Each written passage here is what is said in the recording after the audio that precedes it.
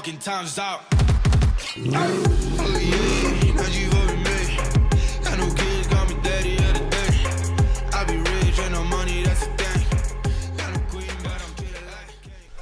Hey you guys, welcome back to the channel. My name's Tom and I know it's been a little bit of time since we last posted, but we're back now. We've got some really cool cars lined up for the next couple of months, so stay tuned for that. And to come back with a bit of a bang, we wanted to introduce a new series of what we're going to do with our videos called the 5 series. So what that's going to be is 5 of our favourite features about the car and 5 things that we think need improvement or could have been done better. So without further ado guys, we've got a 2016 Ford Mustang here today, the naturally aspirated V8 producing 400 horsepower. As you can see, we've got that dark grey colour with the fleckles through it. This car has a few cool little features such as suspension, so it sits pretty low. It's got the rear spoiler, it's got an air filter, a few little bits and pieces as well, so we're going to get straight into it. Let's go for a drive. Alright guys, so we're in the Mustang now going for a drive.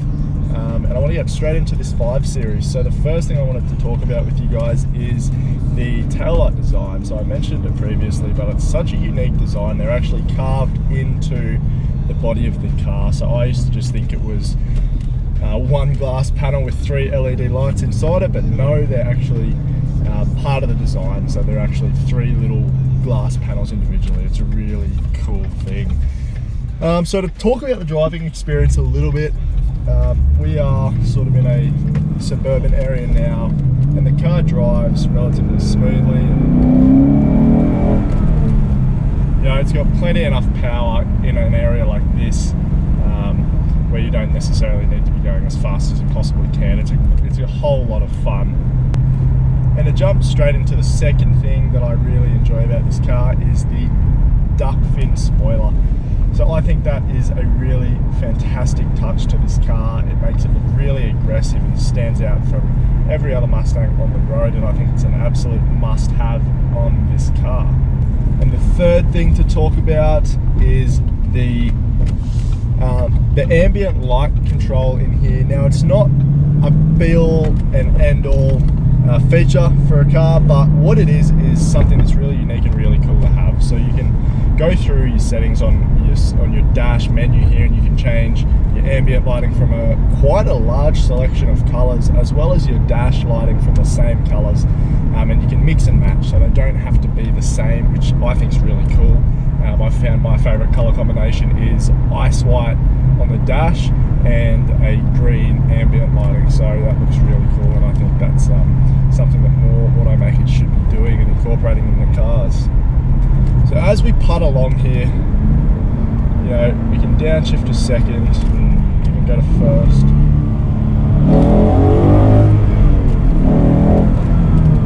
And it's quick. It's not the fastest car ever. As I said, it's the naturally aspirated V8 with 400 horsepower.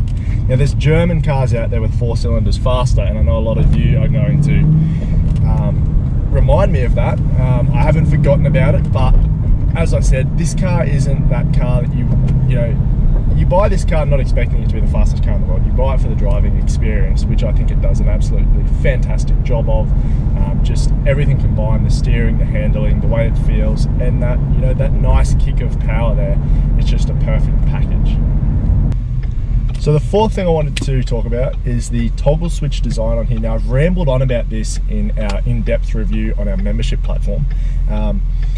But this is really cool. I think it's really a nice touch, and I think Ford's gone overboard with it a little bit. But what you get here is your drive mode selector, steering wheel selector, and your traction control, as well as your hazard lights. They're all in this cool little, well, they're a toggle switch design, no other way to put it, and I think it's a cool touch. So that is number 4 in the 5 series. And finally, on to the last one, is the whole orientation of the driver's seating position. So what I mean by that is this car's a manual, so the gear stick is perfectly positioned, at least for my driving position, in that I can rest my hand and still be holding the gear stick, because I am guilty of doing that all the time, as well as just the way that the pedals are positioned and the adjustability of the seat and the steering wheel. It all comes together, and I know most cars give you a lot of adjustability with these sorts of things, but this car does it so well, and the basic layout, the base is just done so exceptionally well that having that little bit of adaptability just makes you be able to really dial into your perfect driver positioning. Now, driving along, this car's on the Peters Extreme suspension, so it is a rough ride, there's no doubt about that. But having said that, I mean, it drives phenomenally well, handles very well, and as long as you're not driving this every single day to and from work and dropping the kids off to school and whatnot, you're not really going to be turned away by the fact that it is a little bit of a harsh ride. I mean, this car, in my opinion, is the perfect weekender. It's just got everything you need to have a whole world of fun. And I think that's what this car's meant for, and that all comes back to the fact that if you are using it for that purpose, having the car being a little bit harsher isn't going to kill you. This car is quite a low car, so for someone who has experience driving low cars, it's not going to be detrimental, but if you haven't really had much experience with it, it is something you need to be conscious of. Obviously, hitting bumps, gutters, driveways, things like that, you need to be aware of it. You do have to hit it on a little bit of an angle sometimes. You know, sometimes you have a car that's low, but it's still, I guess, practical enough to be able to drive straight over speed bumps. Not this, not every time at least. But as long as you are aware of it, it's not too much of an issue, and in my opinion, it actually adds to the driving experience. So I can't complain about that too much. So to talk about some of the things I don't like about this car, firstly, and I think a lot of you probably have seen this coming, is that there is so many of them. They're not really a rare car anymore. There's just so many of them on the road, which is why I think it was so important to get this car to a point where it is now, where it's got the spoiler, it's sitting a bit lower on suspension, it's got the electric green calipers. You know, it looks different, it stands out. I think that's imperative when you're driving a car, that just there are so many of them on the road. So I'm just going to poke down this street here and see what the car can do. So come around a corner, you can see the bumps, but and yeah, even just first and second gear is plenty of power,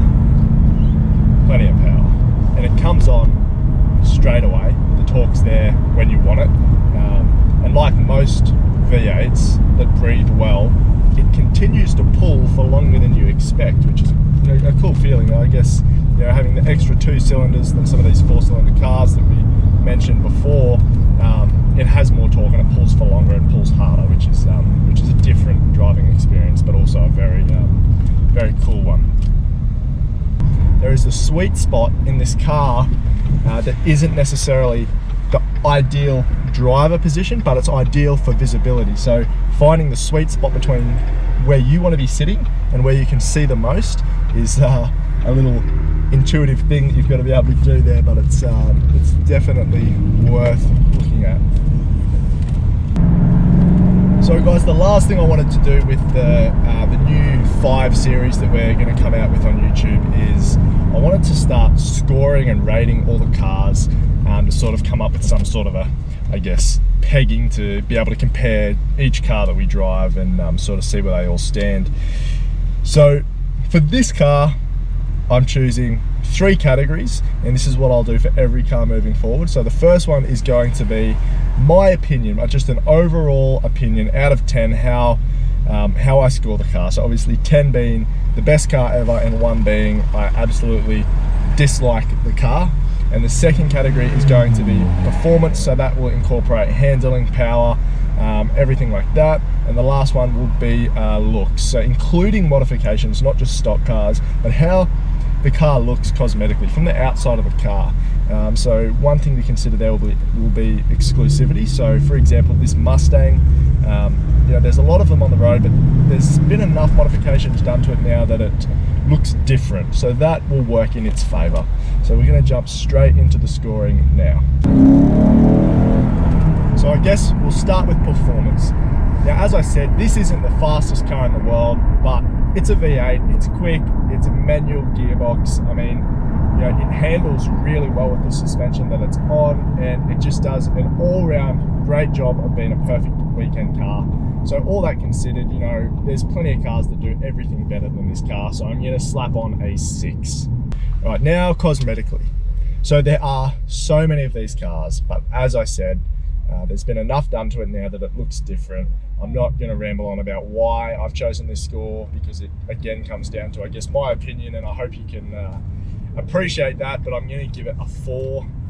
The reason being is because I've never been a huge fan of the Mustang, but it's got a few features there that sort of have grown on me a little bit, so we're going with a 4. And lastly, guys, my personal opinion and how I score the car overall, and this is purely my opinion, so please take that into consideration before you slam me for it, but I'm going to go ahead and give it a 5. I think that is a good starting point for this series, to have a car that's sort of right in the middle there that we can compare to, both up and down. Just for a little bit of justification,